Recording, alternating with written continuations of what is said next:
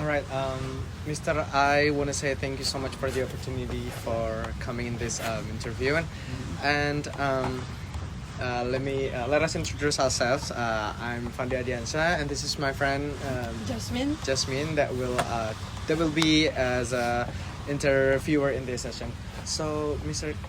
May I ask what's your name? Okay, my name is Abdul Said Albana, but you can call me Abdul. Abdul, Mr. Abdul. Okay.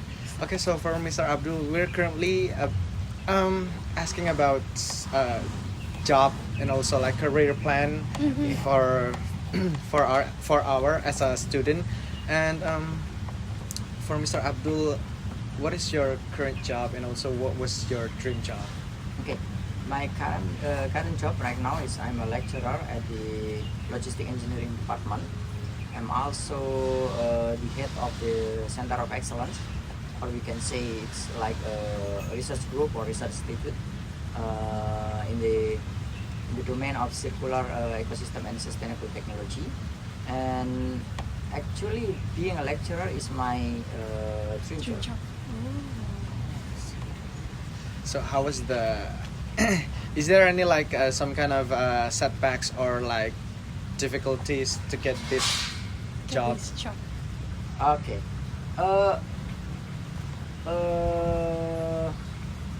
Difficulty, I don't think so. But to get into this dream job, you have to plan it very well, because to become a lecturer, there are several requirements that you need to meet to be a lecturer. The minimum degree is a master degree, but higher better. So to be a good lecturer, or maybe not the ordinary one, you need to set everything when you almost finish your bachelor degree, I think, because to get the master degree scholarship without delay, or you don't have to wait for several years or something like that, you need to set it, we can say 1 year before you graduate. Okay, you need to look for any information, scholarship, everything, because the higher the degree is, sometimes you need a scholarship, because you cannot ask your parent for your tuition anymore. I think it's not really good idea to ask them for tuition until you graduate from the doctoral, because it's a long it's a very, very long journey. Master degree is like 2 years, and then the PhD, the minimum, it's 3 years, or normally some people can finish it in 4 or 5 years. So you can say it's 8 years. 8 years. Continuing your study. So we also heard from Miss Leah that we also got the scholarship to go to the France. Yeah, that's why you need to look for the scholarship like 1 year before you graduate, because the deadline to apply a scholarship is normally it's very tight after you finish your final project. I think it's maybe like 2 months or something like that, so you need to prepare it beforehand. All right. So for Jasmine, is there any question? I'm really curious, like, how's the step from achieving this? Okay, so what you need to do when you want to be a lecturer, you need to set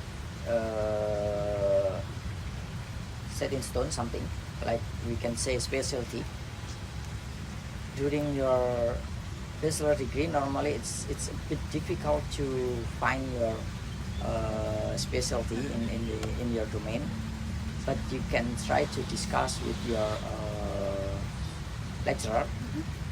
Any lecturer that you think you're comfortable to discuss with, you can ask them, try to discuss what kind of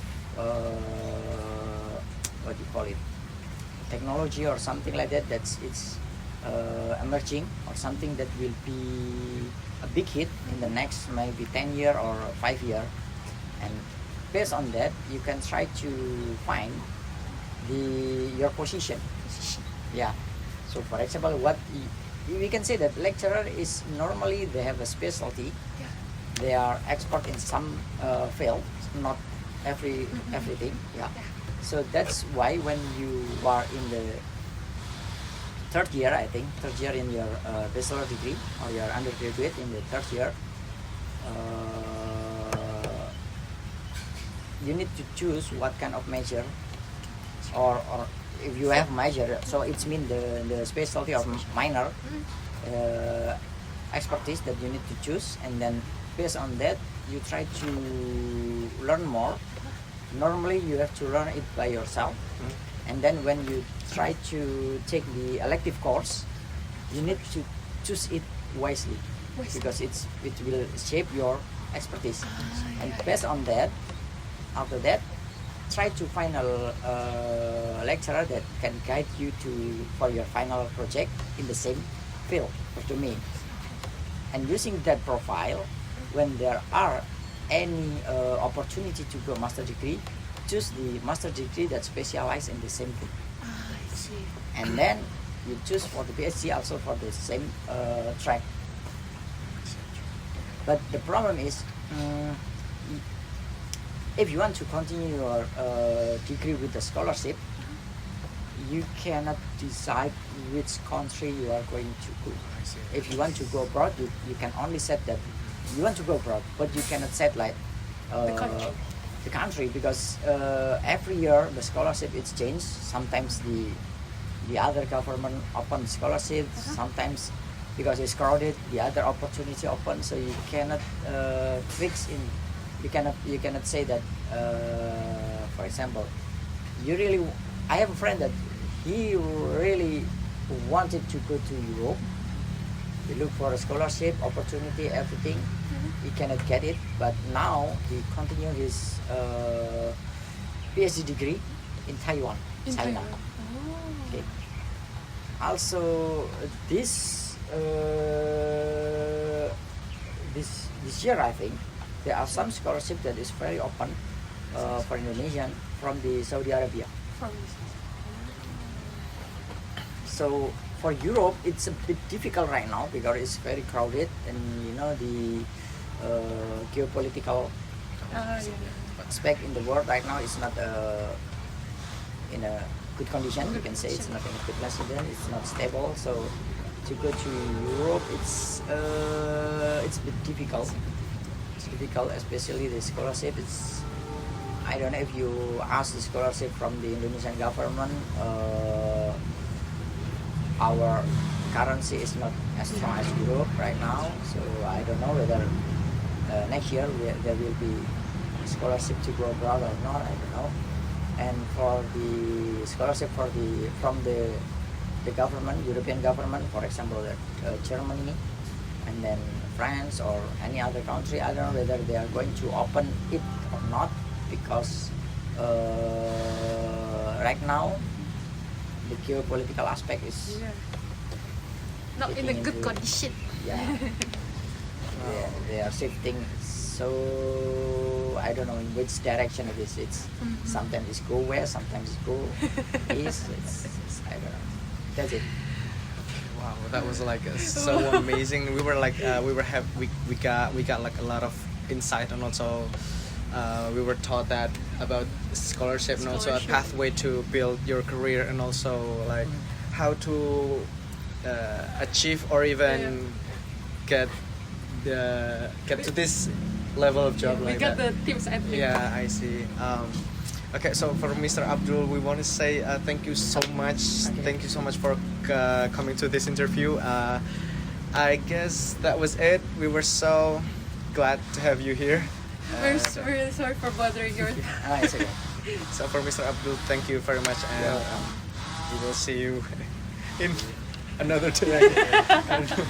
Hello vlog, welcome to my guys. Okay, so in this video we're gonna do assignment about interview with professionals. So we have done that. We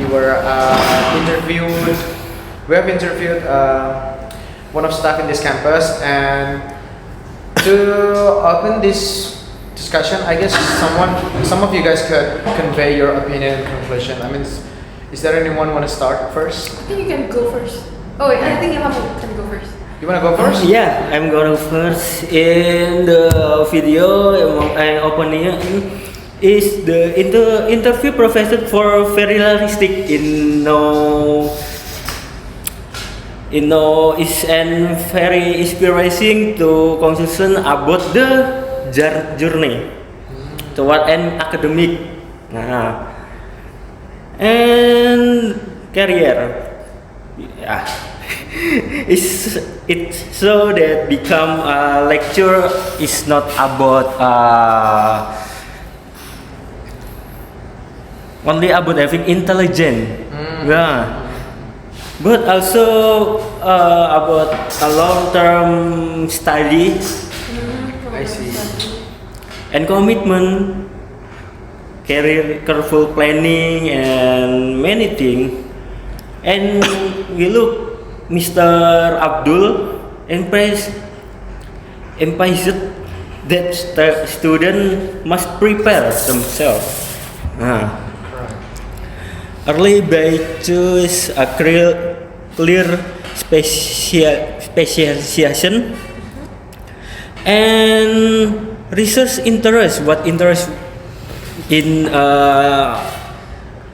himself. Oh, yourself. Okay. And we can searching many scholarship opportunity before graduation, Oh yeah, that's correct. graduation, and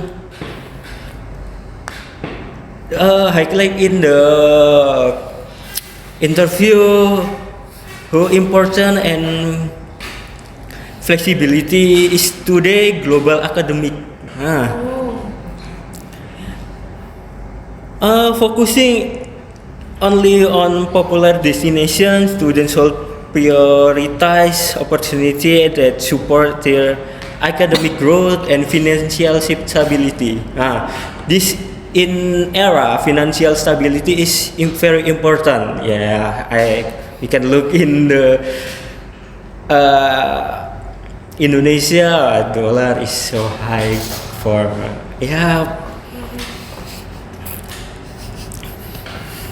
Overall, the discussion is in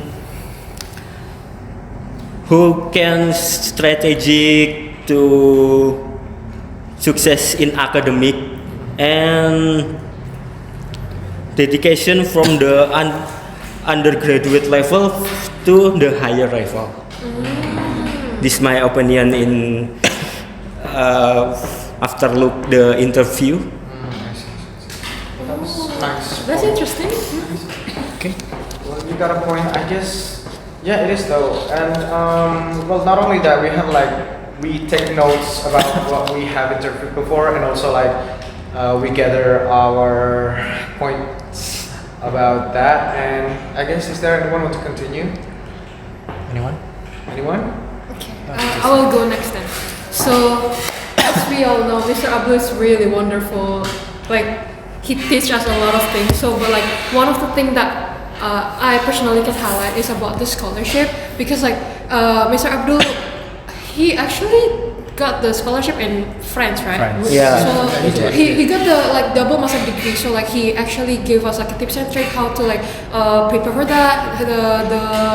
The stuff we should prepare and all of that, we actually got them all. But one of the things that he mentioned that stuck in my head is he actually guide us that how we need to choose the field. What is the word, the field, the most hardest one, so we can actually what we can do that kind of stuff. So yeah, we got a trick that we need to is to make it easier. We need to choose the hardest field. So the popularity is not really high. So the people is actually not there. And then the other part is he actually guide us to achieve that one of the scholarship in Dubai. Dubai, Saudi Arabia. Saudi Arabia. Mr. Abdul and Miss Leah give us the terms and cons, the GPA minimum is how much, and then the IELTS IELTS. IELTS score, So- and then the tips and trick and all of that. Maybe the one that stuck with me is about the scholarship because Yeah. we all want to achieve that. So yeah, that's all for me. That's correct. I guess I'm kind of seeing eye to eye with you about that, and also like I feel like I want to continue about the scholarship part, where what Mr. Abdul gave us, it was like a reality check. Where, True. you know, we should not focus only on one dream country, but like we should expand our options to make it like open options. Not only stuck on one line, so we have to like make another branch, two other branch, so that we don't, focus on one path. And that's why Mr. Abdul, like what Jasmine said, gave us like, there's also my friend that didn't choose the Europe, but also choose Taiwan itself, so that doesn't stuck, like I said before. Yeah. And also not about that, that the last part, how Mr. Abdul gave us kind of like tips. I guess we should like more focus about our specialty, because the journey of taking study is not only on masters, like not only on master, not only on PhD, but like continue your study forever, and also focusing on your field specialty. I guess that's the point I want to convey. And is there anything else? Okay. In my opinion, interview with Mr. Abdul. Yes, Yeah, correct. Mr. Abdul is very useful because it gives us clearly picture of how to build an academic career. Now, from the Mr. Abdul explanation, becoming a lecturer is not something that you can achieve by instant. It needs a long preparation, especially in choosing specialization and then continuing to achieve that master's and doctoral degree and building the research experience. And I also think the scholarship advice is very important, that we students should prepare early, even 1 year before our graduation, because scholarship opportunities, I think it's usually have strict deadlines, like Mr. Abdul said. Another interesting point is that we should be flexible, like Fandi just said. We don't have to focus only on one country or university, because good opportunities can coming from anywhere. So conclusion, this interview teach us that an academic career needs clear planning, consistency, and strong motivation. Students like us who want to be a lecturer or researcher should start preparing from now, from undergraduate, by choosing the right courses, and then searching for scholarship opportunities. I think overall, success in this path depends not only about dreams, but also on strategy that we have to choose. That's from me. Yeah, that's really good. Okay, I'll be next, can I? Yeah, you also. Okay, personally, I think that this interview is a lot of insightful things for us as a students. Before interview Mr. Abdul, I think that becoming a lecturer is it takes a long educational journey because we need to achieve our master's degree and often a PhD degree, and it makes me understand that achieving a career goal takes time, commitment, and consistent effort. Now, what I found about the most interesting was his advice about preparing for scholarship earlier, because if you wanna be a lecturer, you need to continue your study to a master's degree, also PhD maybe, and we need to get some scholarships for continuing that study. But many students only start looking for scholarship after graduation. But Mr. Abdul explained us that preparation should begin earlier than we can prepare. The minimum time is 1 year before we are graduated from undergraduate degree. Yes. Yeah, I think this is an important lesson because good planning can open more opportunities in the future. I also agree about with his point about staying flexible when choosing a country for continuing our study. Instead of focusing on only one destination, we should open to different options that offer a good education and scholarship opportunities. Overall, this interview showed me that success is not just about working hard, but it is also about having a clear plan, making smart decisions, and also taking action at the right time. I think that's for me. I see. That was so nice. Good point. Yeah, I guess we have the same point. Like, Yeah. I mean, it's very important to be flexible with your career path. Career path. Okay, so Nopal, how about you, Nopal? Time is yours. Based on the interview with Mr. Abdul, he emphasized the final thesis should never be treated merely as a graduation requirement.